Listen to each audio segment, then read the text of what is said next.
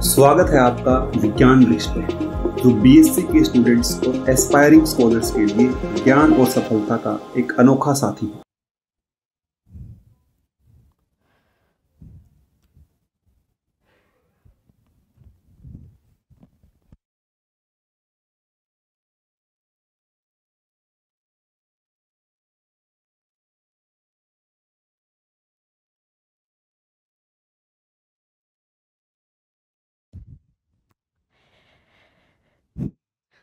Hello everyone, विज्ञान वृक्ष के ऑनलाइन प्लेटफॉर्म पे आप सभी का स्वागत है। तो फिर से आ गए हैं हम आज की लास्ट क्लास के साथ, किसकी? पॉलीमर केमिस्ट्री की लास्ट क्लास के साथ, जिसमें हम क्या डिस्कस करने वाले हैं? सिंथेटिक रबर्स के बारे में डिस्कस करने वाले हैं। ठीक है, क्या पढ़ेंगे हम? सिंथेटिक रबर के बारे में पढ़ने वाले हैं। और लास्ट क्लास में हमने नेचुरल रबर जो भी थी उन सब की बात हमने कर ली थी। ठीक है, तो आज की क्लास में कुछ नए नए आपने जो पॉलीमर कहीं ना कहीं सुने होंगे, जो कि बहुत ही क्या कहते हैं कि इजी है याद करना। ठीक है, और वही इम्पॉर्टेंट भी है, क्योंकि इनसे बहुत सारे क्वेश्चंस पूछे जाते हैं। ठीक है, बहुत सारे क्वेश्चंस आपने पूछे जाते हैं, किससे? आपके सिंथेटिक रबर से। ठीक है, तो वहीं अगर इतने से टॉपिक अगर याद करके आप अच्छे खासे नंबर स्कोर कर सकते हो तो क्या दिक्कत की बात है ना? तो फिर आज का ये लास्ट टॉपिक रहने वाला है आपका ऑर्गेनिक पॉलीमर का। फिर आपका ये ऑर्गेनिक पॉलीमर वाला पोर्शन खत्म हो जाएगा। ठीक है, तो चलिए फिर फटाफट से स्टार्ट करते हैं। किसके बारे में हम बात करेंगे? सिंथेटिक पॉलीमर के बारे में। ठीक है, सिंथेटिक रबर के बारे में, सॉरी। ठीक है, किसके बारे में? सिंथेटिक रबर के बारे में हम डिस्कस करने वाले हैं। लास्ट क्लास में हमने नेचुरल रबर की बात कर ली थी, करी थी या नहीं करी थी? बिल्कुल करी थी हमने। नेचुरल रबर की जितनी भी कहानियां थी, ठीक है, जो भी पॉलीमर इन्वॉल्व होते हैं, ठीक है, जो मोनोमर इन्वॉल्व होते हैं, उन सब की बात हमने कर ली थी। और साथ ही साथ हमने यूजेस, प्रॉपर्टी, सब कुछ देख ली थी। नेचुरल रबर में हमने देखा था कि क्या देखा था? फटाफट से बताओ। हमने देखा था कि आखिर कौन सा पॉलीमर इन्वॉल्व होता है, क्या क्या मेथड इन्वॉल्व होता है, ठीक है, वल्कनाइजेशन क्या होता है, से ये दोनों बात हमने लास्ट क्लास में कर ली थी। आज हम बात करने वाले हैं सिंथेटिक रबर के बारे में। जैसे नाम से ही पता चल रहा है सिंथेटिक रबर क्या होती होंगी, जो आपकी लेबोरेटरीज या इंडस्ट्रीज में सिंथेसाइज करी जाती हैं। ठीक है, ये प्लांट और एनिमल से ऑब्टेन नहीं होती। ठीक है, ये चीज आपको ध्यान रखनी है। दूसरी चीज, they are of great use in comparison to your natural rubber. ठीक है, कहने का मतलब दे आर ऑफ, मैं लिख देती हूं यहाँ पे, they are of great use, they have, यहाँ हैव लिख देती हूँ वरना कंफ्यूज हो जाओगे। They have great applications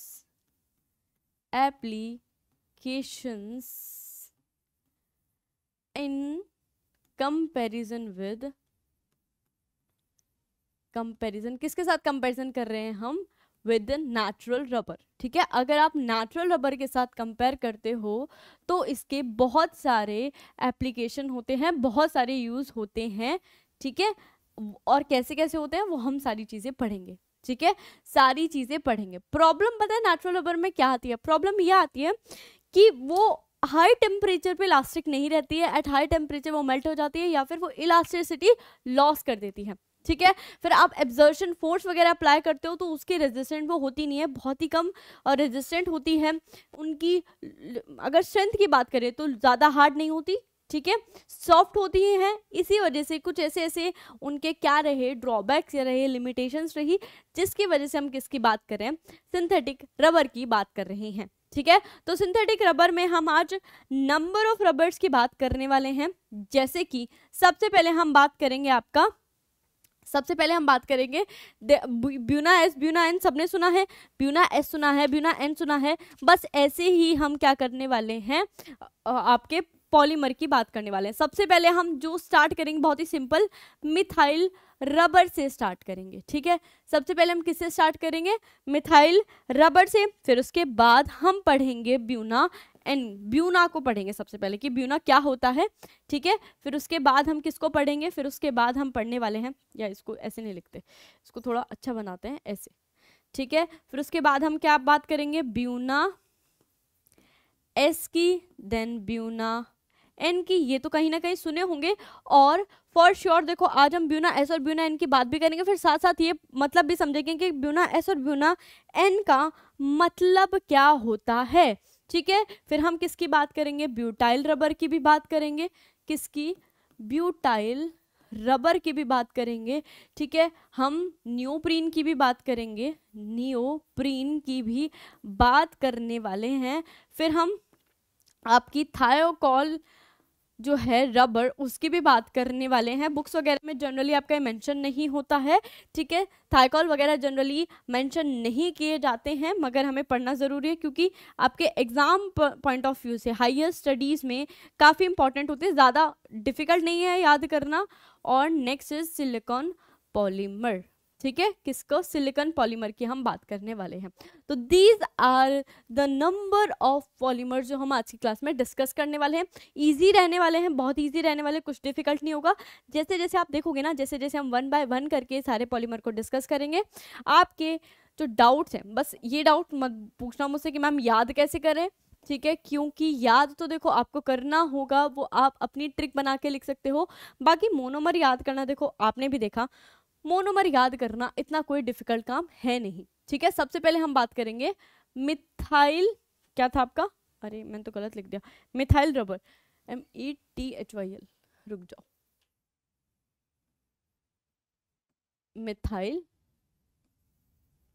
methyl rubber के बारे में सबसे पहले हम बात करने वाले हैं। ठीक है, कि मिथाइल रबर आखिर होती क्या है।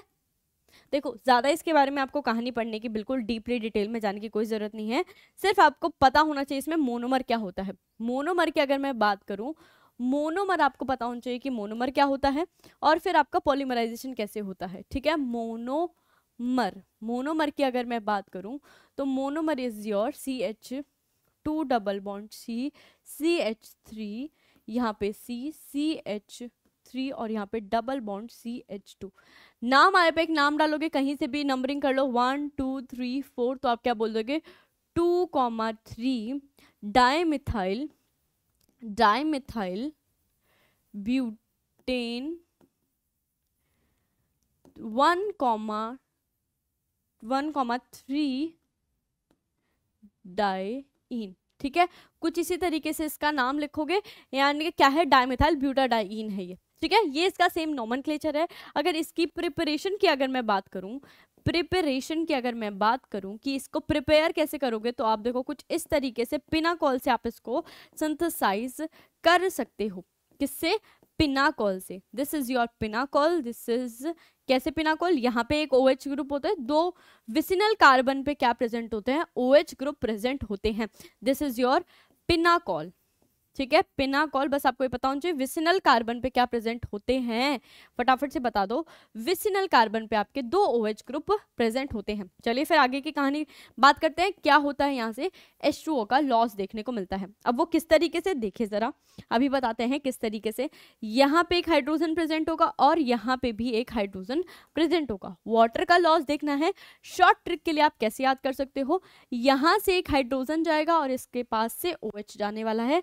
कुछ इस तरीके से आपको क्या निकलता हुआ दिखेगा, वाटर निकलता हुआ दिखने वाला है। वाटर निकला और क्या बनेगा, फटाफट से बताओ। यहाँ पे बनेगा CH2 double bond C, CH3, यहाँ पे क्या बना C, CH3 double bond CH2। क्या कुछ ऐसा ही बनेगा, हाँ जी कुछ ऐसा ही बनेगा, और आपको जो मोनोमर चाहिए था आपको वो मिल गया। ठीक है, मोनोमर की प्रिपरेशन की भी बात हमने कर ली। अब अगर बात करें पॉलीमेरिक चेन कैसी बनेगी, तो क्या होगा, आप ये मोनोमर ले लीजिए, ले लेते हैं CH2 double bond C, CH3, यहाँ पे आएगा सिंगल बॉन्ड CH3, होगा क्या, आपको ध्यान रखना है, क्या होगा, होमो पॉलीमर फॉर्म होगा। होमो पॉलीमर फॉर्म होने वाला है। कौन सी मैकेनिज्म होने वाली है, एडिशन, जिसको चेन ग्रोथ बोलते हो, एडिशन पॉलीमराइजेशन होने वाली है। ठीक है, एडिशन पॉलीमराइजेशन होने वाली है। ठीक है, ये चीज का आपको ध्यान रखना है। होगा क्या, चलो मैं उसको ऊपर से रब करके नीचे लिख देती हूँ। ठीक है, आपको होमो पॉलीमर का मतलब क्या होता है, होमो का मतलब सेम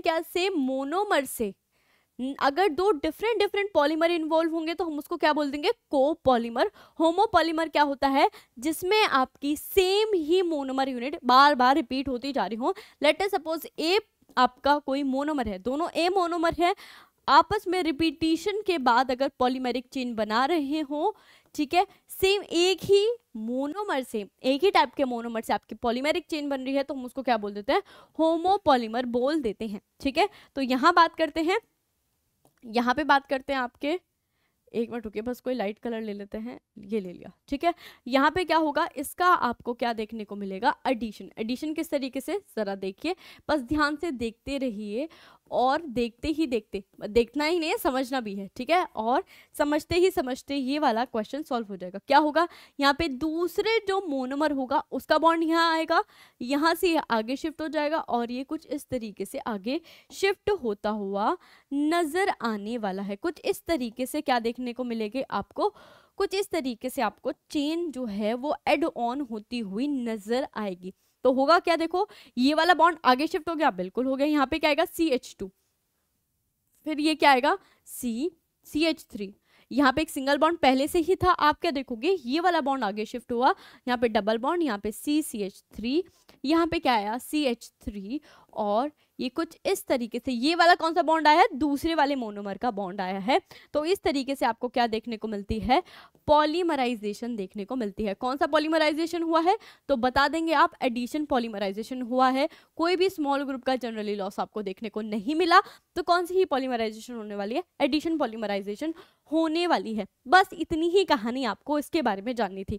किसके बारे में, आपके मिथाइल रबर के बारे में इतनी ही कहानी आपको पता होनी चाहिए थी, जो कि हमने मालूम कर ली। ठीक है, क्या मोनोमर होता है, ठीक है, होमोपॉलीमराइजेशन होती है, कोपॉलीमराइजेशन होती है, क्या होती है वो हमने देख लिया। साथ ही साथ हमें पता होना चाहिए था कि आखिर किस तरीके से हम इसको प्रिपेयर कर सकते हैं मोनोमर को, वो भी देख लिया, और साथ ही साथ आपकी जो पॉलीमराइजेशन रिएक्शन होगी वो किस तरीके से होने वाली है। ठीक है, एडिशन में जहाँ पे भी आपको जनरली क्या होगा, आप सिंथेटिक पॉलीमर देखोगे, जनरली वो आपके ब्यूटाडाइन के ही क्या होने वाले, डेरिवेटिव होने वाले हैं। ठीक है, यहाँ पे भी देखो ब्यूटाडाइन था, बिल्कुल था, उसमें क्या लगा दिया आपने, यहाँ पे दो ग्रुप लगा दिए, CH3 ग्रुप लगा दिए। ठीक है, तो मैं क्या बोल रही हूँ, रेदर देन आइसोप्रीन आपके जनरली जो होंगे मोनोमर्स जो होने वाले हैं यहाँ पे, वो क्या होंगे, डेरिवेटिव होने वाले हैं किसके, आपके ब्यूटाडाइन के। चाहे तो आप यहाँ लिख सकते हो कि ये जो होते हैं, ब्रैकेट में लिख देती हूँ, क्या होते हैं, डेरिवेटिव्स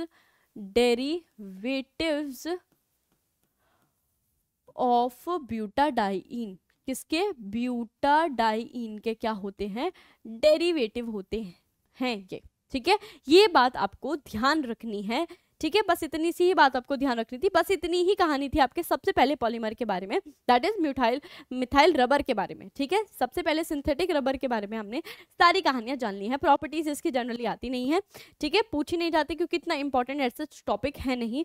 ठीक है, अब इतनी चीज समझ आ गई। अब देखो नेक्स्ट रबर कौन सी थी हमारी, बताओ, ब्यूना एन। ब्यूना एन के बारे में बात करेंगे हम, किसके बारे में, ब्यूना एन के बारे में। चलिए फिर हेडिंग डाल लेते हैं, नेक्स्ट स्लाइड करते हैं और किसके बारे में बात करते हैं। अब मैं इसकी हेडिंग बीच में डाल देती हूँ। ठीक है, इस पेन को चेंज करते हैं, किसके बारे में बात करते हैं, ब्यूना के बारे में बात कर रहे हैं। ठीक है, ना ब्यूना एन ना ब्यूना एस, सिर्फ ब्यूना के बारे में हम बात कर रहे हैं। सबसे पहले इसके नाम की बात करते हैं, नाम के ऊपर टिप्पणी करते हैं पहले, कि नाम आखिर क्या बताता है आपको। मैंने बताया पॉलीमर में सिर्फ आप नाम को ब्रेक करके देख लेना, सारी कहानी आपको समझ आ जाएगी। ब्यू प्लस ना, ब्यू का मतलब क्या है, ब्यूटाडाइन। ठीक है, ब्यू का मतलब क्या है, ब्यूटाडाइन, यानी कि यहाँ पे क्या प्रेजेंट होने वाला है, आपका ब्यूटाडाइन प्रेजेंट होने वाला है। और Na का मतलब सोडियम, दैट इज नेट्रोयम कुछ करके होता है। ठीक है, यानी कि Na का मतलब सोडियम, सोडियम का जो एक्चुअल नेम होता है वो नेट्रियम क्या होता है। ठीक है, आप Na से क्या रिप्रेजेंट करते हो, सोडियम को रिप्रेजेंट करते हो, तो ये चीज आपको पता होनी चाहिए। ठीक है,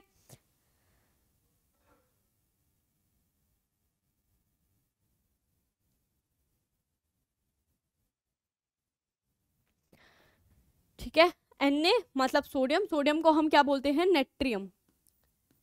नेट्रियम, ठीक है, ये उसका जो एक्चुअल नेम होता है, ठीक है। आपको पता होगा पीरियोडिक टेबल में बहुत सारे ऐसे एलिमेंट हैं जिनका एक्चुअल नेम, जैसे सोडियम है, इसका सिंबल अलग होता है बिकॉज आयुपैक के अकॉर्डिंग इसका नाम क्या होता है, नेट्रियम होता है, सोडियम नहीं होता है, ठीक है। तो अगर आपने ब्रेक डाउन करके देखा तो आपने क्या देखा, ब्यूटाडाइईन आपका प्रेजेंट होगा। नेट्रियम, ये नेट्रियम का क्या काम है, यहाँ पे नेट्रियम की प्रेजेंस में ये वाले जो आपके पॉलीमर रहने वाले हैं या रबर रहने वाली है वो सिंथेसाइज करी जाती हैं, ठीक है। किसकी प्रेजेंस में, सोडियम की प्रेजेंस में, इस वजह से इसका नाम क्या बना है, ब्यूना बना है, ठीक है। क्या बना है, इसका नाम ब्यूना बना है। नाम से इतनी चीज समझ, अगर मैं ब्यूना एस आएगा, आगे हम पढ़ेंगे, ब्यूना एन पढ़ेंगे तो उसमें एस और एन का मतलब अलग हो जाने वाला है। यहाँ पे बस आपको ध्यान रखना है कि ब्यूटाडाइईन आपका प्रेजेंट होता है, ठीक है। चलिए फिर बात करते हैं आपके मोनोमर की। सबसे पहले आपको किसकी कहानी पढ़नी होती है, मोनोमर की कहानी पढ़नी होती है। और जैसे मैंने बोला कि ब्यूटाडाइन प्रेजेंट होगा, सिंपल ब्यूटाडाइन आपका प्रेजेंट होने वाला है, यानी कि यहाँ पे प्रेजेंट होगा CH2 CH, यहाँ पे सिंगल बॉन्ड, यहाँ पे CH double bond CH2। This is your butadiene. क्या प्रेजेंट है, ब्यूटाडाइन है, बिल्कुल है। डाइन कहाँ पे, 1 और 3 पे क्या है, आपके डबल बॉन्ड प्रेजेंट है। This is simple your monomer, ठीक है। अब बात करते हैं आप इसका पॉलीमराइजेशन कैसे कराने वाले हो। मोनोमर है, आपको फिर से पता है, अगर आपको यहाँ पे क्या कराना है, पॉलीमराइजेशन, ठीक है। मैं यहाँ एक काम करते हैं, क्या काम करते हैं, यहाँ पे लाइन बना देते हैं कहीं पे, चलिए यहाँ पे बना देते हैं एक तो, और यहाँ पे कुछ इस तरीके से, कुछ इस प्रकार से, हाँ हमने क्या कर दिया, सेपरेट कर दिया, ठीक है। चलिए फिर अब बात करते हैं, मोनोमर की कहानी समझ आ गई, चलिए इतनी चीज समझ आ गया। पॉलीमराइजेशन की बात करते हैं, तो आप क्या बोलोगे, यहाँ पे भी क्या होगा, होमोपॉलीमराइजेशन ही होगा। लिखना चाहो लिख देना, ठीक है, हमने लास्ट उसमें लिख दिया है, लिखना चाहो दोबारा लिख लेना कि होगा क्या ही यहाँ पे, होमोपॉलीमराइजेशन देखने को मिलेगी। होगा क्या, देखो यहाँ पे दूसरे वाले मोनोमर का जो डबल बॉन्ड था या जो बॉन्ड है वो किसके बीच में फॉर्म होगा, इस वाले मोनोमर के बीच में और सेकंड मोनोमर यूनिट के बीच में।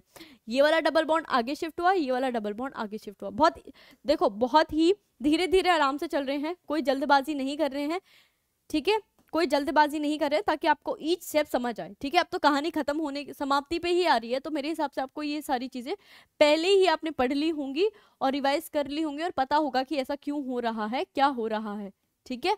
तो मैं डिटेल में तो नहीं समझाऊंगी, बस फिर भी मैं आपको समझा के चल रही हूँ कि हो क्या रहा है, ठीक है। तो यहाँ पे क्या बनेगा, कुछ इस तरीके से, यहाँ पे CH2, यहाँ पे सिंगल बॉन्ड, यहाँ पे CH double bond CH single bond CH2। बात आती है, ये कुछ आपका क्या बना है, आपका पॉलीमर बनने वाला है, ठीक है। इसको दूसरी तरीके से मैं कैसे रिप्रेजेंट कर सकती हूँ, ऐसे, ठीक है। सिस और ट्रांस अगर मैं बात करूं कि सिस मोनोमर फॉर्म होता है, ट्रांस देखो, अगर यहाँ देखोगे तो आप दोनों सेम साइड पे प्रेजेंट है, तो ये क्या बोल दोगे, सिस फॉर्म। और अगर यहाँ पे कुछ इस तरीके से, ये CH3 ग्रुप है, यहाँ पे पॉलीमराइज CH2 ग्रुप है वैसे तो, ठीक है। और अगर मैं यहाँ पे लिख देती हूँ, अगर लेटर सपोज डबल बॉन्ड के दोनों साइड CH3 प्रेजेंट है, दोनों साइड ही CH3 ग्रुप अगर प्रेजेंट है, इसको आप क्या बोल देते हो, सिस फॉर्म बोल देते हो, ठीक है। दोनों क्या है, सेम साइड। मगर वहीं अगर बनने वाला जो अगर ऐसे डबल बॉन्ड के आजू बाजू जो CH3 ग्रुप लगे हैं वो कहाँ पे हो, अपोजिट साइड पे, तो आप इसको ट्रांसफॉर्म बोल देते हो। अब बात आती है कि यहाँ पे जो आपका मोनोमर बना है, इंपॉर्टेंट चीज यहाँ पे यही आने वाली है कि यहाँ पे जो आपका मोनोमर जो बना, जो आपका पॉलीमर बना है, ये सिस फॉर्म में एग्जिस्ट करेगा या फिर ट्रांस फॉर्म में एग्जिस्ट करेगा। बात आती है ये, यहाँ पे ये सिस फॉर्म में एग्जिस्ट करेगा, ट्रांस फॉर्म में एग्जिस्ट करेगा, ये आपकी कहानी आती है। आपको पता हो, हमने ZN कैटलिस्ट की पहले ही बात करी थी, ZN कैटलिस्ट की हमने बात करी थी स्टार्टिंग में, आपको याद हो जब हम फ्री रेडिकल पॉलीमराइजेशन के बाद हमने कुछ लिमिटेशंस पढ़ी थी रेडिकल पॉलीमराइजेशन की, और वहां पे हमने पढ़ा था किसके बारे में, जिगलर-नाटा कैटलिस्ट के बारे में। जो कहानियां थी सारी हमने डिटेल में पढ़ ली थी। वहां पे क्या होता है, आपका ये ET3 पेयर यूज किया जाता है एल्यूमिनियम का और टाइटेनियम क्लोराइड का, टाइटेनियम क्लोराइड। तो ये आपका क्या यूज किया जाता है, कैटलिस्ट यूज किया जाता है, किस लिए, ताकि आपका जो बनने वाला मोनोमर आए वो किस में आए, सिस फॉर्म में आए, उसकी स्टीरियो क्या रहे, ठीक है। अगर हम बात ज्योमेट्रिकल आइसोमेरिज्म होते हैं, बिल्कुल उसके जो पोजीशन रहे वो कैसी रहे, आपकी सिस फॉर्म में रहे, ठीक है। यानी कि जो दोनों ग्रुप हैं वो कैसे रहे, सिस फॉर्म में रहें, इसीलिए आपका क्या यूज किया जाता है, Zn कैटलिस्ट यूज किया जाता है। ठीक है, इतनी चीज समझ आई हो तो बता दो। ठीक है, यहाँ पे क्या है, ये दोनों सिस फॉर्म में प्रेजेंट है, सिस फॉर्म में प्रेजेंट होता है, उसके लिए आपको क्या यूज करना पड़ता है, Zn कैटलिस्ट यूज करना पड़ता है फॉर योर, आपको पता है एटैक्टिक, सिंडाटैक्टिक, आइसोटैक्टिक, ये सब हमने क्या पढ़ी थी, स्टीरियो पढ़ी थी, तो ये आइसोटैक्टिक में आ जाएगा। ठीक है, तो अगर आपको स्पेसिफिक स्टीरियो चाहिए होती है तो आपको क्या यूज करना पड़ता है, Zn कैटलिस्ट यूज करना पड़ता है। क्या इतनी कहानी समझ आई? इतनी कहानी समझ आई तो फटाफट से बताओ। मोनोमर के बारे में बात कर लिया हमने, पॉलीमराइजेशन के बारे में बात कर लिया, साथ ही साथ हमने बात कर लिया कि किस फॉर्म में होता है आपका, सिस फॉर्म में होता है। सिस फॉर्म में क्यों क्यों बता दीजिए फटाफट से। सिस फॉर्म में इसलिए ताकि आपका क्या हो सके, आपका जो बनने वाला जो आपका पॉलीमर है वो कैसा रहे सिस फॉर्म में, कैसा रहे, सेम साइड पे रहे ग्रुप्स। ठीक है, इतनी चीज समझ आ गई, इतनी चीज समझ आ गई तो फटाफट से बता दो। ठीक है, और ये चीज, एक छोटी सी चीज जो आपको और बतानी जरूरी है, कहीं कहीं पे ऐसे भी लिखा होता है ब्यूना एन और एस, तो हम पढ़ेंगे ही। ठीक है, कहीं कहीं पे ऐसे ब्यूना 85 भी लिखा होता है, ब्यूना 115 भी लिखा होता है। कहने का मतलब इनका जो मॉलिक्यूलर मास है वो अप्रोक्सीमेटली बोल रही हूं मैं, ब्रैकेट में लिख लेती हूँ कि अप्रोक्सीमेटली कितना होता है, लगभग 85,000 के बराबर होता है, और इसमें 1,15,000 के बराबर होता है, कुछ इस तरीके से। ठीक है, ये क्या बता रहा है जनरली आपको रफ मॉलिक्यूलर मास के बेसिस पे ये कैटेगराइज करता है। ठीक है, ब्यूना एन क्या होता है ये चीज समझ आ गई, ब्यूना एन, ब्यूना 85, ब्यूना 115 अगर कहीं पे लिखा हो तो समझ जाना वो क्या बता रहा है, उसके मॉलिक्यूलर मास के बारे में बता रहा है। बस इतनी ही कहानी हमें पढ़नी थी। नेक्स्ट अगर आपको याद हो, हम नेक्स्ट किसकी बात करने वाले हैं, ब्यूना एस की बात करने वाले हैं। किसकी बात करने वाले हैं, चलिए भाई, ब्यूना, यहाँ से लिख देते हैं, किसकी बात करने वाले हैं, ब्यूना, यहाँ पे रुक जाओ, ऐसे नहीं, अच्छा सा लिखते हैं, ब्यूना नहीं, अब भी अच्छा सा नहीं लिख पाए, छोड़िए, हमसे होगा नहीं, क्यों नहीं होगा, बिल्कुल होगा, ब्यूना एस, लो जी हो गया। हाँ, अब थोड़ा अच्छा सा लग रहा है या नहीं, बस ठीक लग रहा है। ठीक है, ये क्या होगा आपका ब्यूना एस। ठीक है, कर दीजिए, रंगीन कर देते हैं। चलिए फिर, लो जी, आप कहते हो तो कर दिया, कलरफुल कर दिया, चलो पहुंचा दो ऊपर। ब्यूना एस के बारे में बात करते हैं, नाम को तोड़िए, फिर से पहुंच जाइए नाम पे। ठीक है, नामकरण पे इसके टिप्पणी करेंगे अब हम। ब्यूना एन, ब्यूना, ये आपको पता है इसका मतलब क्या है, इसका मतलब है आपका ब्यूटाडाइइन। क्या प्रेजेंट होगा, ब्यूटाडाइइन तो प्रेजेंट होगा, बिल्कुल प्रेजेंट होगा। एन का मतलब क्या है, सोडियम आपका, यानी कि नेट्रियम आपका प्रेजेंट होने वाला है, प्रेजेंट होगा बिल्कुल। अब ये एस कहाँ से आ गया, ये एस का झमेला क्या है, एस का मतलब होता है आपका स्टाइरीन, यानी कि यहाँ पे एक और मोनोमर प्रेजेंट होने वाला है जिसका नाम क्या रहेगा, स्टाइरीन। तो यहाँ पे साथ साथ ही मैं बनाती चलती हूँ उनके स्ट्रक्चर, मोनोमर के यही बना देते हैं। चलो, मोनोमर की बात कर रहे हैं तो यहीं पे उनका स्ट्रक्चर बना देते हैं। आपको पता है इसका स्ट्रक्चर कुछ इस तरीके से होता है, मैं ऐसे लिख देती हूँ सिंपल, सिर्फ इस तरीके से। ठीक है, यहाँ पे क्या है, CH2 1 और 3 पोजीशन पे क्या है आपके डबल बॉन्ड प्रेजेंट है, ये क्या है आपका, इसका स्ट्रक्चर होता है। ठीक है, किसका, ब्यूटाडाइइन का स्ट्रक्चर कुछ इस तरीके से होता है। ठीक है, ये कभी कभी अच्छा बनेगा, बन गया। ठीक है, एक चीज और यहाँ पे शायद मैंने नहीं लिखा, जो पॉलीमराइजेशन होता है इसके लिए आपको पर oxide,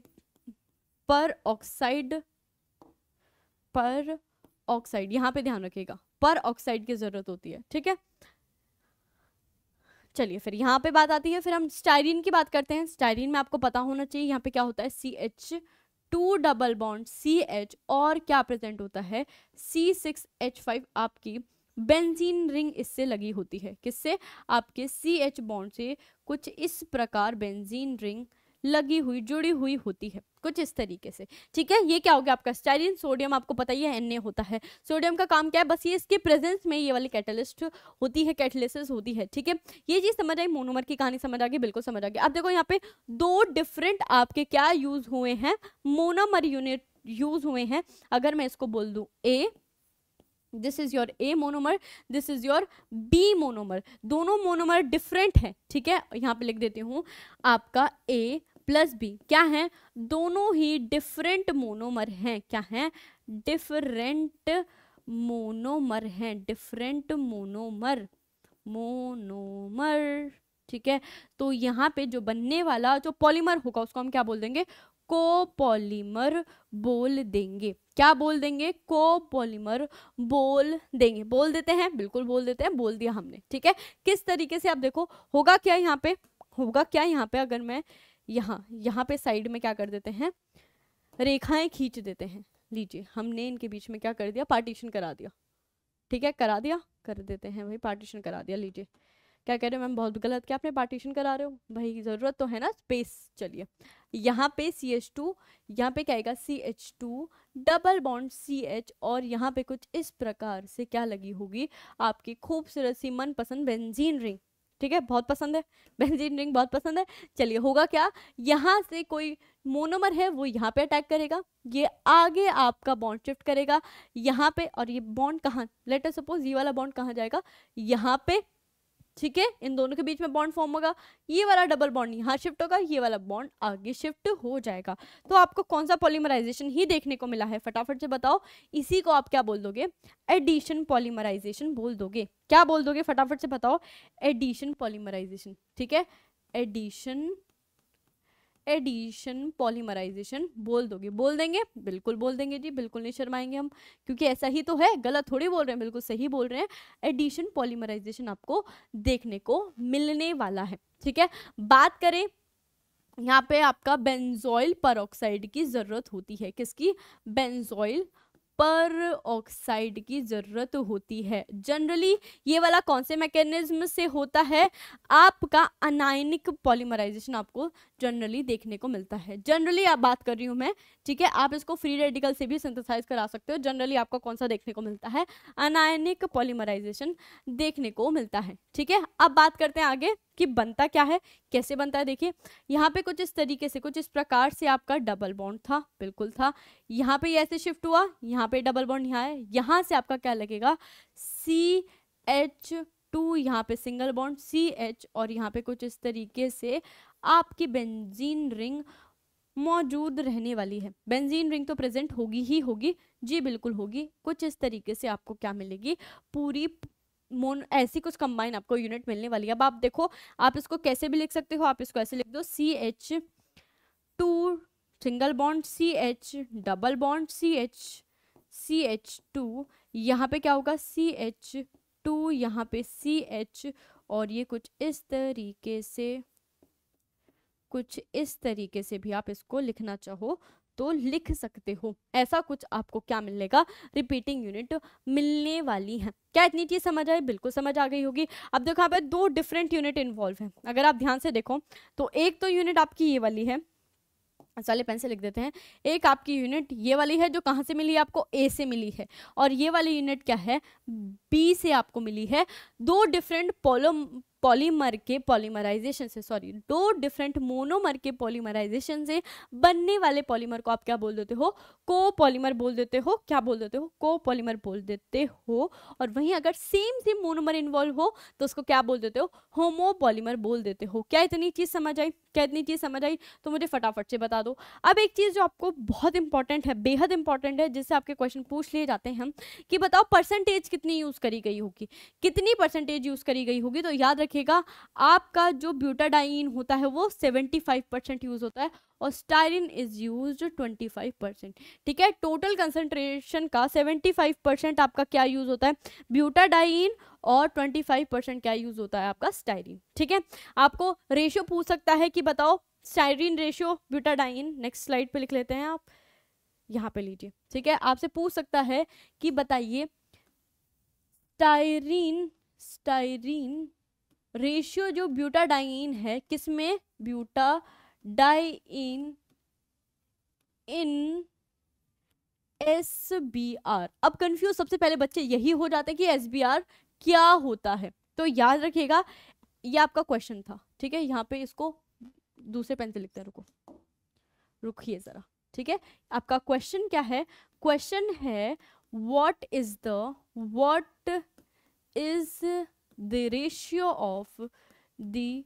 ratio of styrene and butadiene. ठीक है, क्वेश्चन पे ध्यान देना, ब्यूटाडाइन और स्टाइरीन का जो रेशियो होता है किसमें, इन, फटाफट से बताओ, इन किसमें, आपके SBR में वो क्या होता है। ठीक है, आपको ध्यान से जो पढ़ते हुए चलना है, देखो क्वेश्चन को ध्यान से पढ़ते हुए ध्यान रखना कि पूछा क्या गया है, स्टाइरिन और ब्यूटाडाइन का रेशियो पूछा गया है, यानी कि स्टाइरिन पहले आएगा। सबसे पहले हम बात करते हैं SBR की। ठीक है, फिर आपको बताती हूँ जो मैं कहना चाहती थी। SBR का मतलब क्या होगा, S फॉर स्टाइरिन, ठीक है, styrene, B for butadiene, butadiene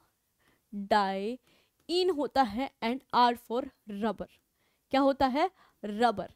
ठीक है, तो ये चीज आपको ध्यान रखनी है। अगर SBR लिखा गया, आपको जरूरी नहीं है वो आपको ये बोले कि ब्यूना S, आपको स्टाइरिन ब्यूटाडाइन रबर भी लिख के दे सकता है। तो ये चीज आपको पहले, सबसे पहले ध्यान रखनी है। ठीक है, अब बात करते हैं इसमें क्या बोला गया है, स्टाइरिन रेशियो ब्यूटाडाइन बताना है। ठीक है, ये चीज ध्यान रखना, आपसे ब्यूटाडाइन रेशियो स्टाइरिन पूछा है या फिर क्या पूछा है, डाइन। ठीक है, हो सकता है या फिर आपसे क्या पूछा होता, ब्यूटाडाइन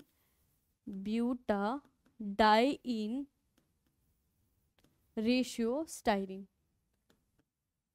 ठीक है, ऐसे भी पूछा जा सकता था। तो आपको करना क्या है, आपको पता है स्टाइरिन कितना यूज होता है, आप बोल दोगे 25%। ठीक है, और वहीं आपका ब्यूटाडाइन कितना यूज होता है, 75%। यहाँ पे उल्टा लिखना पड़ेगा, 75/25। अब आप उनको डिवाइड करोगे तो आपको पता है 25 1 25 और 25 3 75। तो रेशियो क्या बनेगा, 1:3। यहाँ पे रेशियो क्या बनेगा, 3:1 बन जाएगा। इसीलिए मैं क्यों बोल रही था फोकस करके कि वैल्यूज तो दोनों में सेम आनी है, रेशियो इधर उधर हो जाएगा तो वहीं आप गड़बड़ कर दोगे। आपको ध्यान रखना है कि पहले किसका पूछा गया है, बाद में किसका पूछा गया है। तो ये आपका क्या हो जाएगा, स्टाइरिन रेशियो ब्यूटाडाइन की बात हो जाएगी। इतनी चीज समझ आ गई, इतनी चीज समझ आ गई है। तो चलिए फिर हम आगे नेक्स्ट चीजों पे चलते हैं। ठीक है, नेक्स्ट चीजों पे चलते हैं, that is your property and uses. किसकी बात करते हैं अब,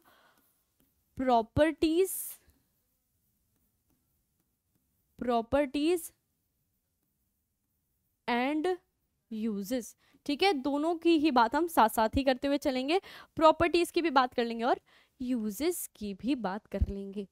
ठीक है, चलिए यहाँ पे इसको पहुंचा देते हैं वापस से जहाँ पे इसकी जगह है, जगह पे पहुंचा दिया। ठीक है, ये लीजिए, कर देते हैं पार्टीशन, ये कर दिया पार्टीशन कुछ इस प्रकार से। चलिए फिर आते हैं इसकी सबसे पहली प्रॉपर्टीज पे। देखो, आप अगर नेचुरल रबर से बात करो तो इसका, मैंने बोला कि नेचुरल, हर एक चीज में तो ये ध्यान रखना कि जो आपकी सिंथेटिक रबर है वो नेचुरल रबर से ज्यादा इफेक्टिव है। ठीक है, क्यों, अगर हम बात करें SBR इज हार्ड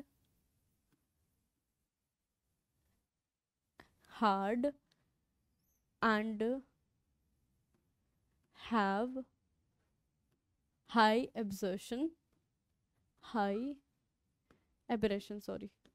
एब्रेशन। ठीक है, पहली प्रॉपर्टी ये आ जाती है, ये हार्ड होती है और हाई एब्रेशन होता है इसमें।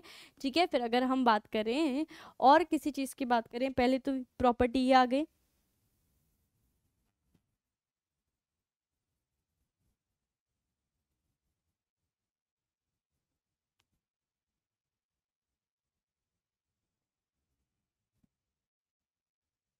ठीक है, इट, नेक्स्ट की बात करें, it has high load capacity. ठीक है, यानी कि ये जो हाई अमाउंट में, मतलब लार्ज वेट, अगर बात करें जो वेट है ये ज़्यादा क्या कर सकता है, मतलब अगर किसी भी जो वेट के, अगर हम समझ पा रहे हो आप, हाई लोड कैपेसिटी की मतलब है कि ये आपका ज़्यादा लोड झेल पाएगा as compare to natural rubber. ठीक है, नेचुरल रबर के कंपैरिजन में ज़्यादा लोड जो है, ज़्यादा हाई लोड जो है वो सस्टेन कर पाएगा। ठीक है, यूजेस में बात करूं तो यूजेस में बात करूं आपकी, यूजेस की अगर बात करूं, it is used for footwear, it is used in preparation, in manufacturing लिख देती हूँ, in manufacturing manufacturing of footwear, footwear linings, ठीक है, फुटवेयर लाइनिंग्स में यूज़ किया जाता है, ठीक है। और आपकी बात करें फ्लोर टाइल्स में यूज़ किया जाता है, फ्लोर टाइल्स में यूज़ किया जाता है, ठीक है। फ्लोर टाइल्स की बात हो गई, फुटवेयर कंपोनेंट की बात हो गई। एक चीज़ और है, आपके केबल और केबल इंसुलेटर्स में यूज़ किया जाता है, ठीक है। और एंड या फिर यहाँ पे एंड नहीं लिखते, ठीक है, एंड नहीं लिखते आपका। और किस में यूज़ होता है, ये टायर्स में यूज़ होता है, ठीक है। और ऑटो टायर्स में यूज़ किया जाता है, ठीक है। ये इसके नंबर ऑफ यूजेस रहते हैं, किसके, आपके SBR के, ठीक है। ये दो प्रॉपर्टीज होती हैं, ये एक यूज है जो आपको पता होना चाहिए, जिसकी हमने बात कर ली है, ठीक है। बस यही चीज़ आपको पता होनी चाहिए थी, किसके बारे में, SBR के बारे में पता होनी चाहिए थी। अभी ये एक ही उस पर आ गए हैं, ये स्पेस खाली रह गया है, ठीक है। चलिए कोई नहीं, इसको हम हटा ही देते हैं फिर, चलो कोई नहीं, छोड़ो, या फिर छोड़ते नहीं हैं।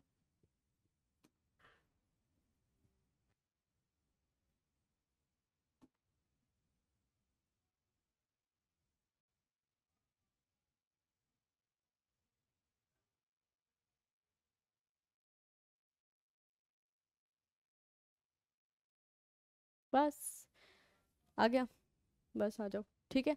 ये आपका आ गया, ठीक है। और इसको हटा देते हैं यहाँ से, इसको इसकी जगह पे पहुँचा देते हैं, हटाते नहीं है, ठीक है। यहाँ पे इसकी जगह पे प्रॉपर्टीज एंड यूजेस पे कुछ इस प्रकार से, ये लीजिए आ गया।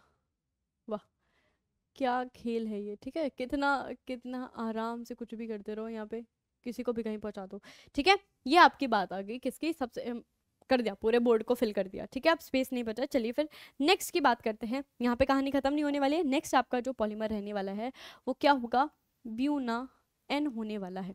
क्या होगा, ब्यूना एन। अभी एन कहाँ से आ गया, अभी एन कहाँ से आ गया, क्या कह रहे हो मैम, अभी तो हमने जस्ट एक ही चीज़ पढ़ी थी, एस के बारे में याद करा था। अभी एन एस क्या चल रहा है यहाँ पे, कुछ नहीं चल रहा, कुछ नहीं चल रहा। घबराना थोड़ी है भाई, घबराना नहीं है, जो चल रहा है चलने दो, ठीक है।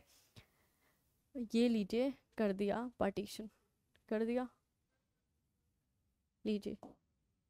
अब बात करते हैं ब्यूना एन की। तो आप फिर से इसके नाम का क्या करो, नाम पे टिप्पणी करते हैं, ठीक है, संधि विच्छेद करते हैं।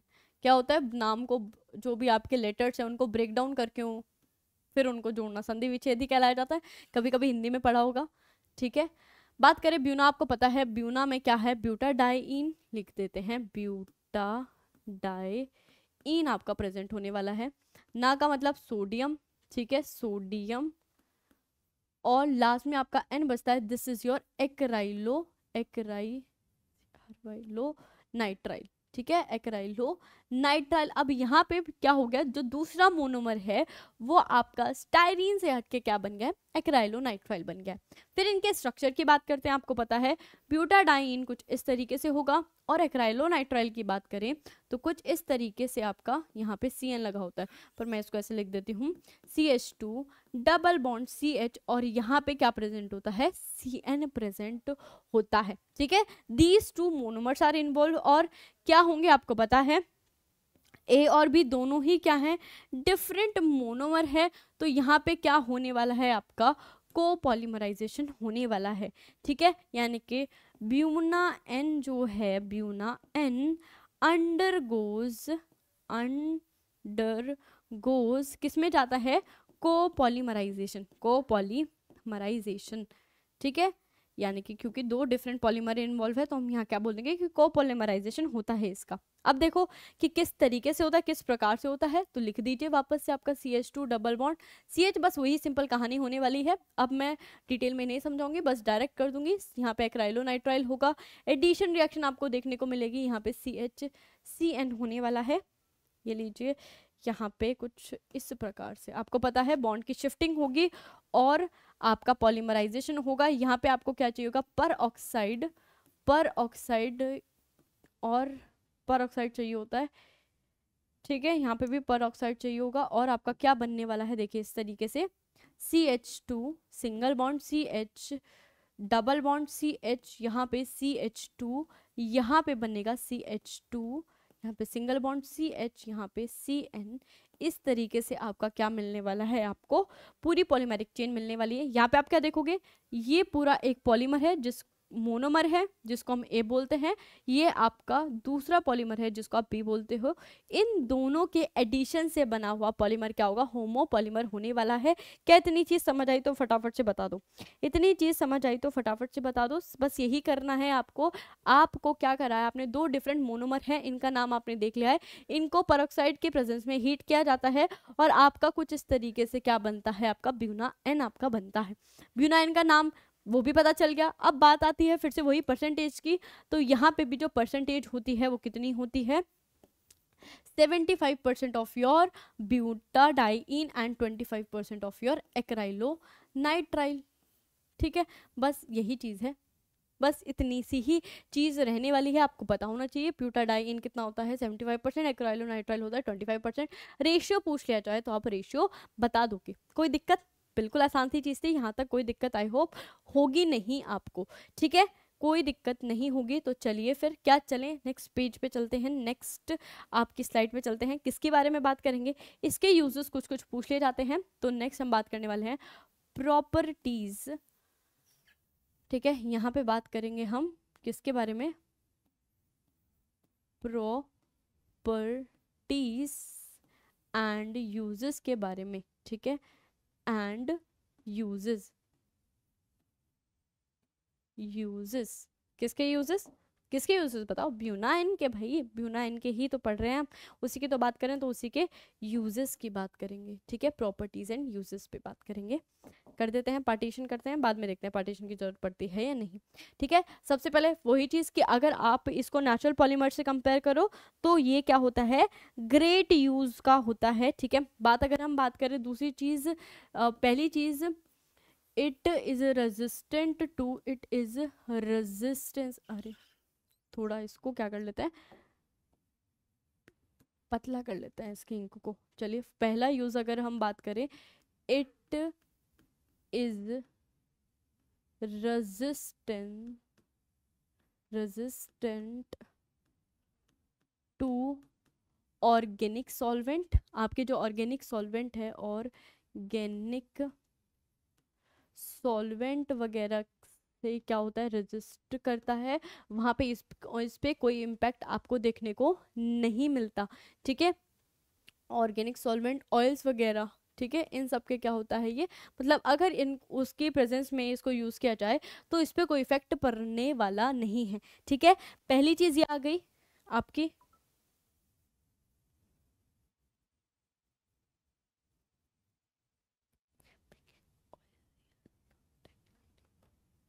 जिसकी वजह से, ठीक है, ये इसका क्या होती है, बस एक प्रॉपर्टी होती है कि ये आपका कोई भी ऑर्गेनिक सॉल्वेंट्स हैं या पेट्रोल्स हैं या ऑयल्स, ठीक है, इन सब के क्या होता है, इन सब से रिएक्ट नहीं करता, जिसकी वजह से इसके यूजेस क्या होते हैं, इसके यूजेस यही होते हैं, manufacturing of ring of horses, oil seal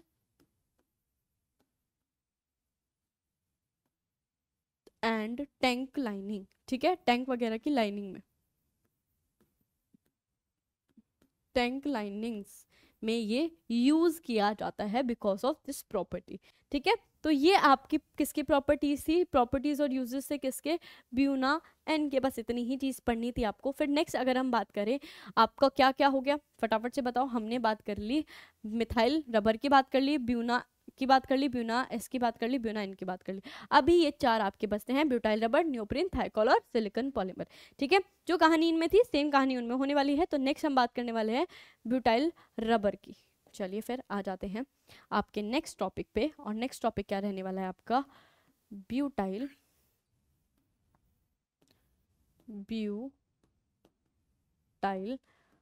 rubber. ठीक है, ब्यूटाइल रबर के बारे में हम बात करने वाले हैं। चलिए कर देते हैं बॉक्स में, लीजिए कर दिया। ठीक है, और क्या कर देते हैं, इसको कलर कर दिया, पहुंचा दें इसकी जगह पे, लीजिए पहुंचा दिया। अब ब्यूटाइल रबर में आपको दो चीज ध्यान रखनी है, ठीक है।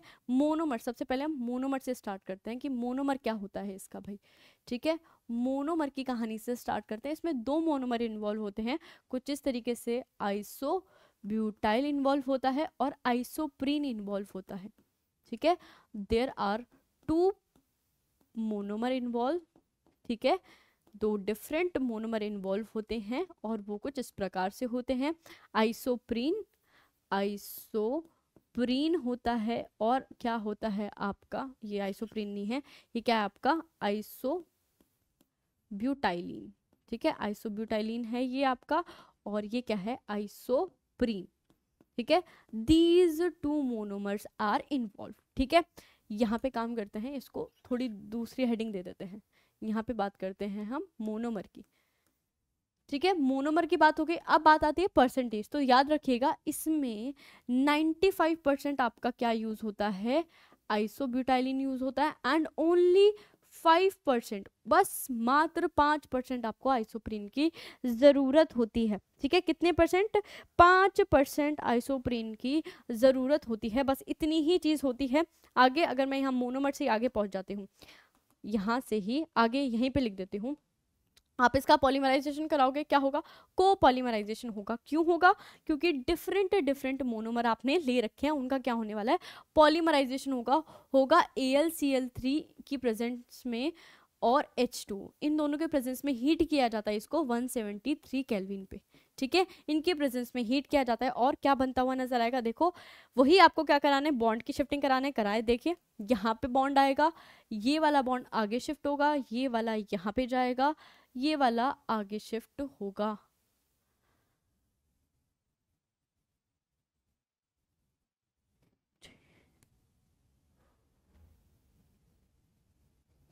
शिफ्ट शिफ्ट होगा, और यहाँ पे जो रहने वाला यहाँ पे आगे शिफ्ट होगा। यहाँ पे देखो एक चीज, यहाँ पे क्या होगा, ये जो H2 था यहाँ पे हाइड्रोजन, ये वाला बॉन्ड यहाँ पे आगे शिफ्ट होगा, ठीक है। कुछ इस तरीके से क्या देखने को मिलेगा, पॉलीमर देखते हैं आपका, पॉलीमर क्या देखने को मिलेगा उसकी बात करते हैं।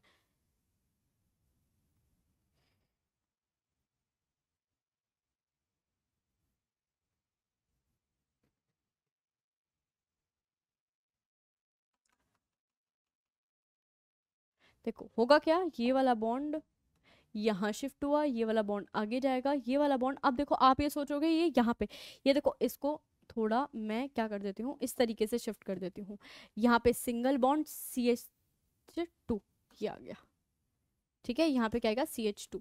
अब देखो यहाँ पे होगा क्या, ठीक है, पहले वरना आप कंफ्यूज हो जाते हैं, इसलिए मैंने उसको थोड़ा शिफ्ट करा है, क्योंकि डबल बॉन्ड तो आगे शिफ्ट होगा, ये यहाँ पे बॉन्ड फॉर्म करेगा और ये वाला बॉन्ड आगे जाएगा। कुछ इस तरीके से आपको क्या देखने को मिलेगी, शिफ्टिंग देखने को मिलेगी। और आपका किस तरीके से रिपीटिंग यूनिट देखने को मिलेगी, जरा फटाफट से बता दीजिए। यहाँ पे अगर आप देखो कुछ इस तरीके से, यहाँ पे CH3, यहाँ पे क्या है,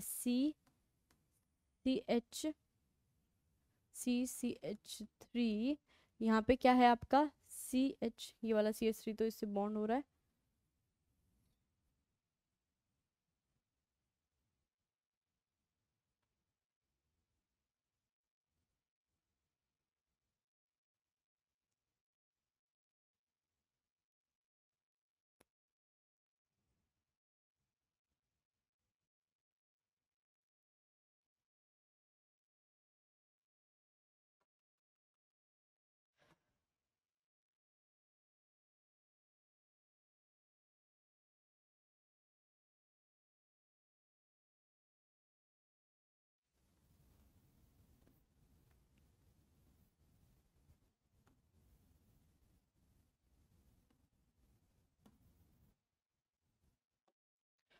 CH3C।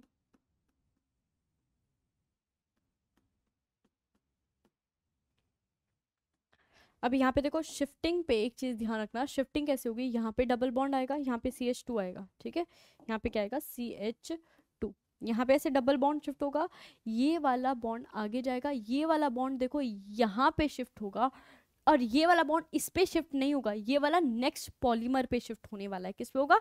नेक्स्ट जो आपकी मोनोमर यूनिट होगी वहां पे शिफ्ट होगा। और कुछ इस तरीके से आपका CH3, इस पे ध्यान दीजिएगा, सिर्फ इन दोनों के बीच में आपका जो होता है वो बॉन्ड फॉर्म होगा। अगर मैं बोल दूं कुछ इस तरीके से 1 2 3 है ये, ठीक है, तो ध्यान रखिएगा ये 2 पे क्या है आपका, 2 पे एक तो CH3 ये जुड़ा हुआ है और एक CH3 ये जुड़ा हुआ है।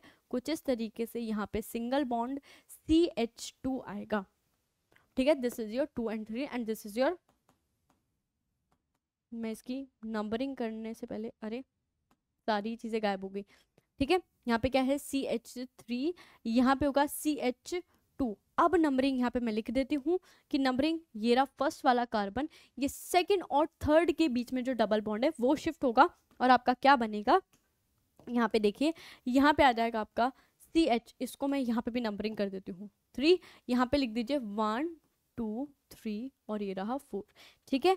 वापस से आइए, ये वाला 1 CH3, ये 3 क्यों लिख रखा है, यहाँ पे 2 आएगा, ठीक है। यहाँ पे क्या आएगा CH2, यहाँ पे CH2 यहाँ पे single bond CH3 double bond CH, यहाँ पे क्या आएगा CH2 और ये रहा सिंगल बॉन्ड। कुछ इस तरीके से नंबरिंग कीजिए फिर से 1 2 3 4, इसी तरीके से होगा, हाँ जी। और ऐसी कोई रिपीटिंग यूनिट आपको मिलने वाली है। ये आपका, मैं मोनोमर भी लिख देती हूँ, ये आपका फर्स्ट मोनोमर था दैट इज A, और ये आपके सेकेंड मोनोमर से बनी हुई जो चेन है, क्या हुआ है, कोपॉलीमराइजेशन हुआ है। इसको मैं A बोल देती हूँ, इसको B मोनोमर बोल देती हूँ। हुआ क्या है, कोपॉलीमराइजेशन हुआ है। क्या हुआ है, कोपॉलीमराइजेशन हुआ है, ठीक है। बस इतनी सी कहानी इसकी आपको पता होनी चाहिए थी कि होता क्या है आखिर। इसमें आपको मोनोमर के बारे में पता होना चाहिए था, मोनोमर हमने देख लिया, साथ ही साथ इसके बारे में पता होना चाहिए कि किस तरीके से किस के बीच में जो है आपका बॉन्ड बन रहा होगा। इसकी चीज़, बस इतनी चीज़ इसको पता होनी चाहिए थी। यूजेस ज़्यादा इसके हैं नहीं, तो इसके नीचे ही मैं इसके यूजेस लिख देती हूँ यहाँ पे, ठीक है। यूजेस क्या होते हैं, इसके यूज होते हैं,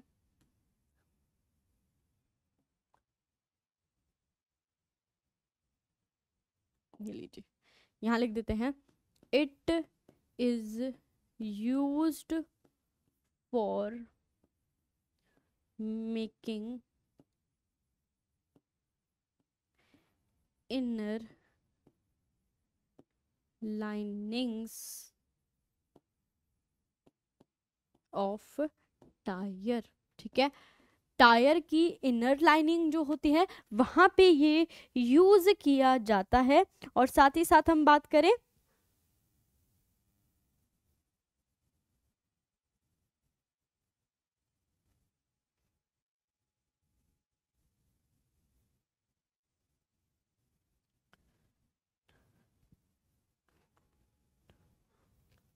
ठीक है, मेकिंग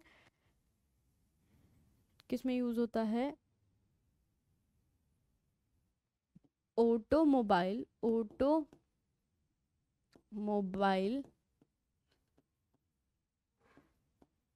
टायर्स में, ठीक है, for making automobile tyres and tyre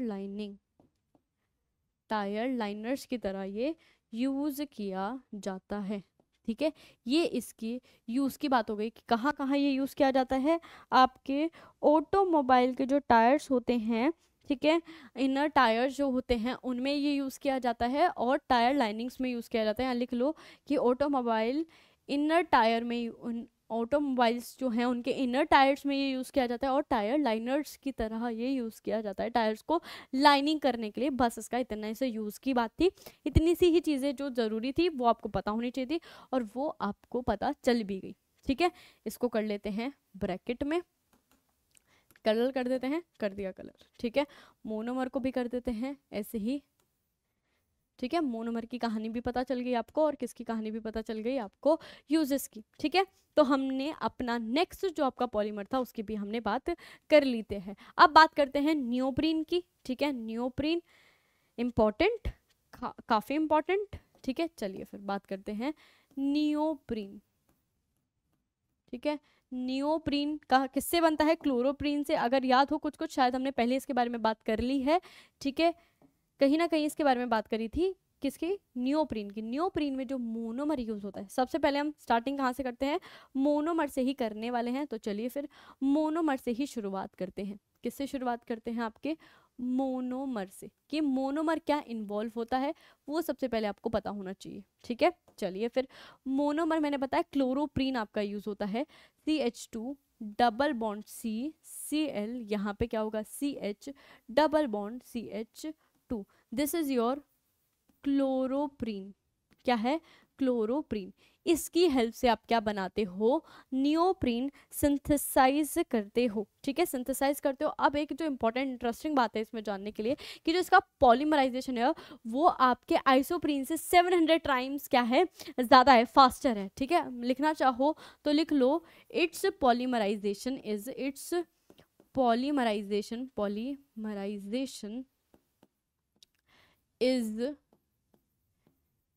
700 times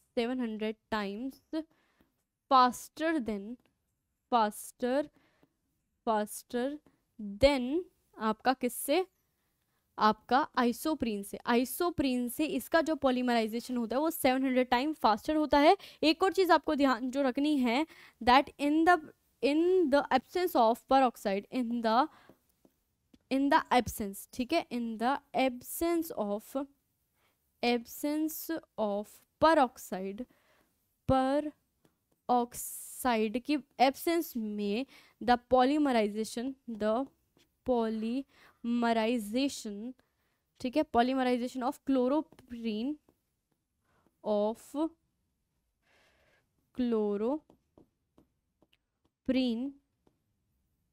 is slow, ठीक है। यानी कि अगर आप क्या करते हो, अगर आपका क्या एब्सेंस हो, अगर आपका ऑक्सीजन ना प्रेजेंट हो, तो उसके केस में ये जो रिएक्शन होती है वो कैसी होने वाली होती है, स्लो होने वाली है। यानी कि आपको O2 या फिर आपको पेरोक्साइड चाहिए, ठीक है। अगर नहीं यूज करते हैं तो क्या होता है, रिएक्शन काफी स्लो आपको देखने को मिलती है। होगा क्या, फिर से वही शिफ्टिंग ऑफ बॉन्ड होगी, क्या होगा, होमोपॉलीमराइजेशन होगा, क्योंकि एक ही सिंगल आपका मोनोमर इन्वॉल्व है, सिंगल मोनोमर इन्वॉल्व है फॉर द पॉलीमराइजेशन। इसलिए हम क्या बोल रहे हैं कि कौन सा पॉलीमराइजेशन होने वाला है, यहाँ पे कौन सा पॉलीमराइजेशन होने वाला है, तो फटाफट से बोल दो, आपको होमोपॉलीमराइजेशन होने वाला है, CH2। और यहाँ पे कुछ इस तरीके से आपको क्या मिलने वाली है, ए ही आपका क्या था, ये पूरा आपका जो मोनोमर था इसको मैं ए बोल देती हूँ, और ए ही यहाँ पे इन्वॉल्व है, ठीक है। सेम ही आपका क्या है, मोनोमर इन्वॉल्व है, तो आप क्या बोल दोगे, होमोपॉलीमराइजेशन हुआ है, होमोपॉलीमर है ये जो आपका क्या, अगर आप पॉलीमर होमोपॉलीमर, अगर आप नियोप्रीन की बात करते हो तो क्या है, एक होमोपॉलीमर है जिसमें एक ही आपकी यूनिट इन्वॉल्व हुई है, एक ही मोनोमर यूनिट इन्वॉल्व हुई है, जिसका नाम क्या है, क्लोरोप्रीन नाम रहता है, ठीक है। आई इतनी चीज समझ, अगर इतनी चीज समझ आ गई है तो चलिए फिर इसकी प्रॉपर्टीज और यूजेस की बात करते हैं। किसमें, प्रॉपर्टीज और यूजेस की बात करते हैं, चलिए, ठीक है। बस इतनी सी ही चीज थी, इसमें ज्यादा कुछ आपको पता करने की जरूरत नहीं थी। किसकी बात करते हैं, प्रॉपर्टीज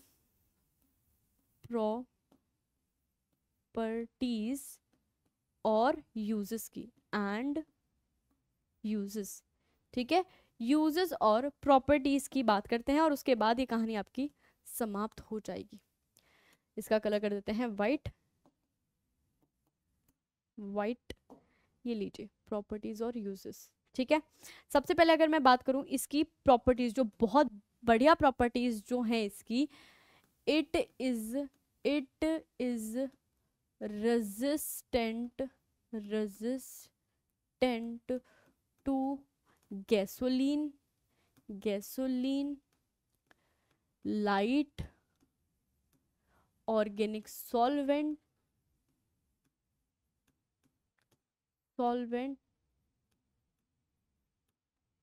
and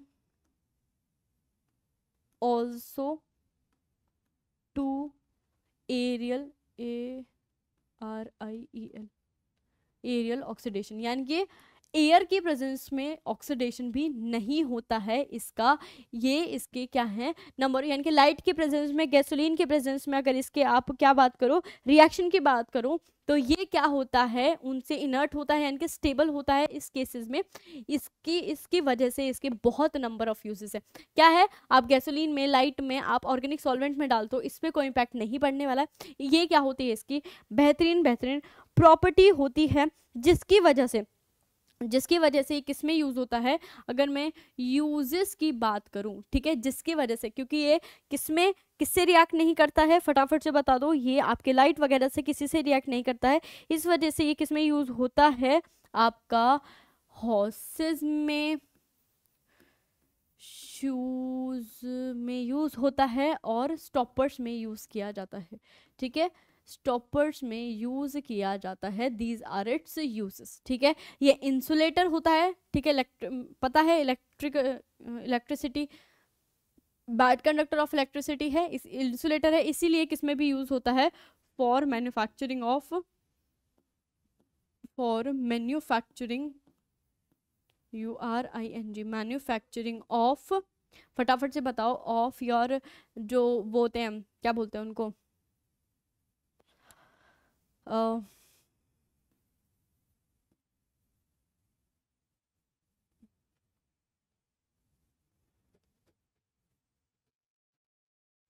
ठीक है, of conveyors belt.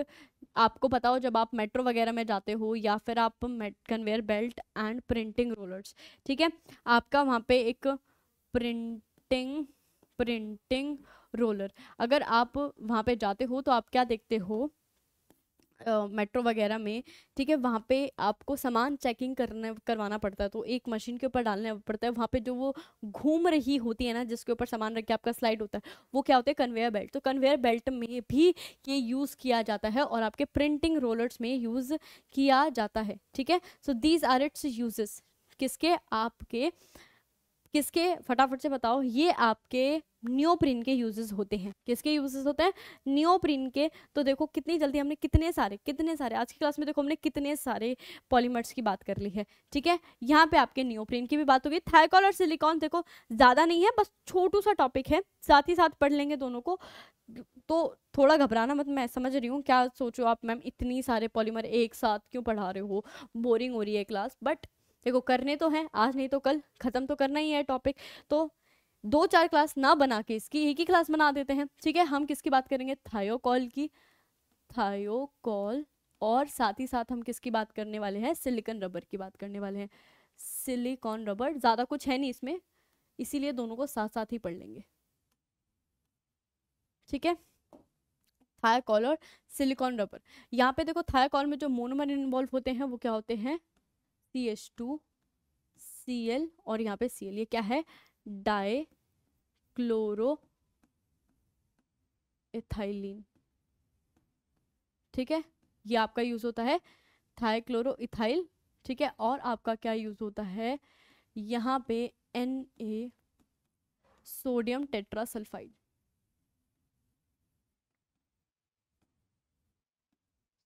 Sodium tetra sulphide, ठीक है, ये आपके यूज होते हैं।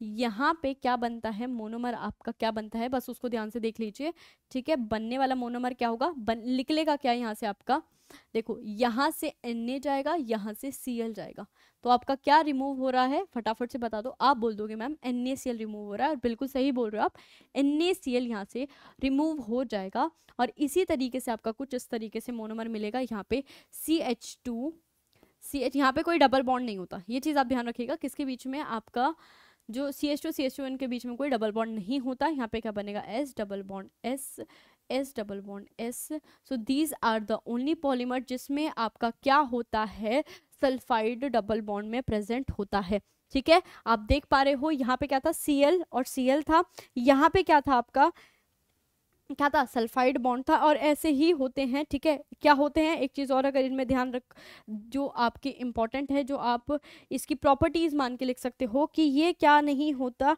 अगर हम बात करें तो ये आपका रेजिस्टेंट होता है,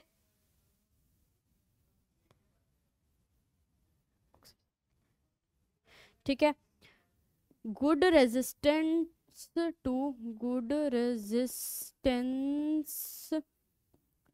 टू आपका ऑक्सीजन, ओजोन, सनलाइट, ठीक है। इन सब से क्या होता है, रेजिस्टेंट होता है, यानी कि रिएक्ट नहीं करता है, ठीक है। रिएक्ट नहीं करता, लिखना चाहो तो ये भी लिख लो, एंड हाई टेम्परेचर, ठीक है। हाई टेम्परेचर पे भी ये सस्टेन कर जाता है। So these are some important information regarding what your thiocol, ठीक है। पॉलीसल्फाइड भी बोल सकते हो आप इसे। थायोकॉल की बात हमने कर ली है। थायोकॉल में जितनी चीज़ें आपको पता होनी चाहिए उन सब की हमने बात कर ली है। वहीं लास्ट आपका क्या बचता है, सिलिकॉन रबर आपका बचता है। तो सिलिकॉन रबर में क्या होता है, कुछ इस तरीके से, देखो यहाँ पे सबसे पहले आप कुछ इस तरीके से सिलिकॉन के कंपाउंड लोगे, ये रहा, ठीक है। होगा क्या, इसका आप ट्रीटमेंट करा दो, किसके साथ ट्रीटमेंट करा दो, H2O के साथ। किसके साथ, H2O डाल दें, H2O, चलिए डाल देते हैं। क्या डालेंगे, H2O डालेंगे तो यहाँ पे आपका HCl निकलेगा, ठीक है। निकलेगा क्या, आपका HCl निकलेगा दोनों साइड से, ठीक है। So what will you get, you will get Si, क्या मिलेगा आपको, देखिए CH3 यहाँ पे OH, यहाँ पे भी क्या आएगा, OH आने वाला है, ठीक है। फिर आप इसका पॉलीमराइजेशन कराओगे, ऐसे ही नंबर ऑफ यूनिट्स डालोगे तो वहाँ पे क्या होगा, फटाफट से बताओ। यहाँ से किसी एक से तो क्या जाएगा, OH, यहाँ पे मैं एक और यूनिट लिख देती हूँ, ले लीजिए, यहाँ पे एक और यूनिट लिख देते हैं, OH, यहाँ पे क्या आएगा SiCH3, यहाँ पे भी क्या आएगा CH3, यहाँ पे क्या आएगा OH, ठीक है। तो होगा क्या, फटाफट से बताओ, यहाँ से वाटर का लॉस आपको देखने को मिलेगा, यानी कि एक में से तो क्या जाएगा, आपका OH जाएगा, यहाँ पे इसका OH जाएगा तो दूसरे का क्या जाएगा, हाइड्रोजन, ठीक है। तो कुछ किस तरीके से पॉलीमर चेन मिलने को देखने को मिलेगा आपको, यहाँ से ले लीजिए कि आपका OH निकला है तो यहाँ पे क्या आएगा SiCH3, यहाँ पे क्या बनेगा आपका O, ठीक है। उसका क्या गया, OH गया तो SiCH3, ठीक है, CH3, यहाँ पे OSiCH3, ऐसे आपको क्या देखने को मिलेगी, रिपीटिंग यूनिट देखने को मिलने वाली है, ठीक है। दिस इज योर पॉलीसिलिकॉन, ठीक है। पॉलीसिलिकॉन जो होते हैं वो कुछ इस तरीके से होते हैं। जो आपको एक चीज़ इंपॉर्टेंट ध्यान रखनी है, यहाँ पे CH3SiCl जो है आपका, वो यूज़ किया जाता है to end the polymer chain, ठीक है, to end the polymer chain, ठीक है। पॉलीमर चेन को एंड करने के लिए, टर्मिनेट करने के लिए ये यूज किया जाता है। बस इतनी सी ही कहानी थी इसकी, ये आपको पता होनी चाहिए थी, ठीक है। बाकी अगर आप बात करो इसकी इम्पोर्टेंट या फिर यूजेस वगैरह की, अगर आप मैं बात करूं तो आपको क्या ध्यान रखना है कि ये क्या होते हैं, इट रिटेन, ठीक है, यानी कि it retain at high temperature, ठीक है, एट टेम्परेचर कहाँ से कहाँ तक, 90 से 250 डिग्री सेल्सियस तक भी ये हीट को सस्टेन कर सकता है। क्या कर सकता है, 90 से, अगर बात करें 90 से 250, ठीक है, तो कैसा रहता है, फ्लेक्सिबल रहता है। क्या रहता है, फ्लेक्सिबल रहता है। इट रिटेन, या फिर यहाँ लिख लो इट रिमेन फ्लेक्सिबल, ठीक है। इट रिटेन फ्लेक्सिबिलिटी, यहाँ पे रिटेन लिख लेते हैं, फ्लेक्सिबिलिटी लिख दूंगी, ठीक है। इट रिटेन फ्लेक्सिबिलिटी, ठीक है, कहाँ से कहाँ तक, आपका बिलिटी, BILITY, ठीक है। ये फ्लेक्सिबिलिटी रिटेन करता है 90 से 250 डिग्री सेल्सियस तक। इसलिए ये कहाँ पे यूज़ किया जाता है, use in tyres of aircraft, ठीक है। एयरक्राफ्ट वगैरह जो हैं उनके टायर्स वगैरह में इसको यूज़ किया जाता है। So this is all about your, किसमें, सल्फाइड, पॉलीसल्फाइड के बारे में जो कहानी थी, बस यही सब कहानी जो है वो यूज़ मतलब यूजेस की जो एक आध कहानी आपको पता चाहिए कि टाइट्स वगैरह में यूज़ होते हैं, बाकी अगर आप लिखना चाहो तो पेंट वगैरह में और आपके क्लॉथ और इन सब की प्रोटेक्टिंग लेयर के लिए भी है यूज़ किया जाता है। लिखना चाहो तो लिख लेना यहाँ पे, ठीक है। किसमें? पेंट्स में यूज़ किया जाता है और क्लोथ और वुड्स वगैरह की प्रोटेक्टिंग लेयर के लिए इसको यूज़ किया जाता है। So this is all about your silicone rubber, ठीक है। किसके बारे में? आपके सिलिकॉन रबर के बारे में और थायोकोल, जिसको आप क्या बोलते हो? पॉलीसल्फाइड बोलते हो। इन दोनों की कहानी जो है बस यही कुछ थी और वो कहानी भी हमने ख़त्म कर ली। मैंने कहा था कि ये बहुत छोटा सा टॉपिक है, ज़्यादा इसमें कुछ ऐसा रहने वाला नहीं है, ठीक है। और इसी के साथ ये टॉपिक भी आपका समाप्त होता है, ठीक है। किसका टॉपिक? कैसा टॉपिक? आपका सिंथेटिक पॉलीमर का टॉपिक समाप्त होता है, ठीक है। These all about your synthetic polymer. तो आपने किसके बारे में भी बात कर ली है? फटाफट से बता दो। आपने थायोकोल और सिलिकॉन पॉलीमर के बारे में भी बात कर ली है, ठीक है। क्या क्या कहानी रहती है, क्या इसके यूजेस होते हैं, वो सारी चीज़ें हमने आज की क्लास में ख़त्म कर ली है। और इसी के साथ आपका जो सिंथेटिक पॉलीमर वाला टॉपिक है वो भी ख़त्म होता है और ऑर्गेनिक आपका पॉलीमर वाला पोर्शन ख़त्म होता है। ऑर्गेनिक पॉलीमर वाला ही टॉपिक हमने ख़त्म करा है। आई अंडरस्टैंड कि ये क्लास थोड़ी लंबी हो गई है और थोड़ी बोरिंग है क्योंकि बहुत सारे पॉलीमर आपको एक ही क्लास में याद करने पड़े हैं, बट एक साथ हमने सारे जो भी आपके पॉलीमर थे वो ख़त्म कर लिए हैं। तो आई होप आपको क्लास में, वैसे ऐसा तो कुछ था नहीं जिसमें कोई डिफ़िकल्टी हो, मगर स्टिल अगर कोई क्वेरी हो तो यू कैन आस्क। और बाकी आपका सिंथेटिक पॉलीमर भी ख़त्म हो जाता है, इसी के साथ समाप्त हो जाता है। इसकी सारी कहानियाँ जो है हमने पढ़ ली हैं, सारी कहानियाँ, यूजेस, प्रॉपर्टी, कौन सा मोनोमर होता है, कौन सा पॉलीमराइजेशन होता है, सारी कहानी पढ़ ली है। इसी के साथ आपके इस टॉपिक की क्या होती है? समाप्ति होती है। मिलते हैं अपनी नेक्स्ट क्लास में किसी भी नेक्स्ट टॉपिक में, ठीक है। तो आज के लिए इतना ही, ठीक है। तब तक इस चीज़ को याद करिए, बार बार लिख लिख के देखिएगा, आपको मोनोमर याद हो जाएंगे। और पॉलीमर कहाँ की खास बात क्या है कि आप जब एग्जाम टाइम से जा रहे हो ना, उससे पहले भी इसको थोड़ा रिवाइज कर लेना। ज़्यादा इतना रिवाइज करने में टाइम लगेगा नहीं, बहुत ही कम टाइम का रिविजन होगा और आपका जो मार्क्स हैं, बहुत ही कम टॉपिक है, इजी टॉपिक है और मार्क्स स्कोरिंग है, तो आप मार्क्स आराम से स्कोर कर लोगे। तो ये वाला टॉपिक यहाँ ख़त्म करते हैं, मिलते हैं अपने नेक्स्ट लेक्चर में, ठीक है। तब तक के लिए स्टे सेफ एंड हेल्दी।